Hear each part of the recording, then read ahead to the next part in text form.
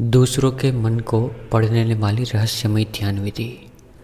एक सम्राट का बेटा बड़ा हुआ। सम्राट ने अपने बेटे को ध्यान की शिक्षा के लिए एक गुरु के पास भेजा। गुरु बड़े अजीब थे। उसके आश्रम के बाहर की तख्ती पर लिखा था, यहाँ तलवार चलानी सिखाई जाती है। लड़का देखकर हैरान हुआ कि मेरे पिता ने तो मुझे ध्यान सीखने के लिए भेजा है, लेकिन यहाँ तो कुछ और ही चल रहा है।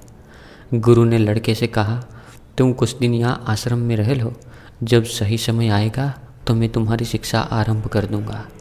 महीनों बीत गए। एक दिन गुरु आए और बैठे हुए शिष्य पर लकड़ी का प्रहार किया, जिससे शिष्य दर्द से चिल्लाने लगा और गुरु से बोला, आप पागल मालूम होते हो। मुझे यहाँ शिक्षा के लिए भेजा गया है और आप मुझ पर प्रहार कर रहे हो।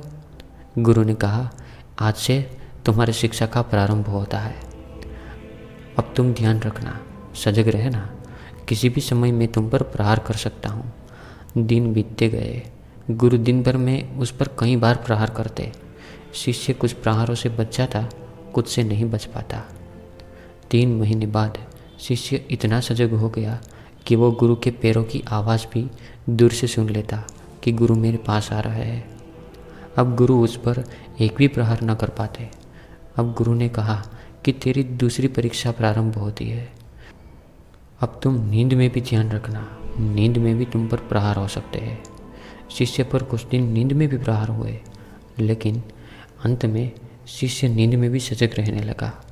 नींद में भी गुरु पास आते तो उसे पता चल जाता। देखते देखते 6 महीने में शिष्य का ध्यान और होश बढ़ गया। एक दिन गुरु साधना कर रहे थे। शिष्य ने सोचा, गुरु ने मुझे इतनी बार मारा है, तो क्यों ना आज गुरु की परीक्षा ली जाए कि आखिर इनका ध्यान कितना सजग है। शिष्य ने मन में सोचा ही था कि गुरु की आवाज़ आई, रुको रुको, नहीं, ऐसा करने की सोचना भी मत। मेरी हड्डियाँ बूढ़ी हो चुकी है, मुझे मत मारना।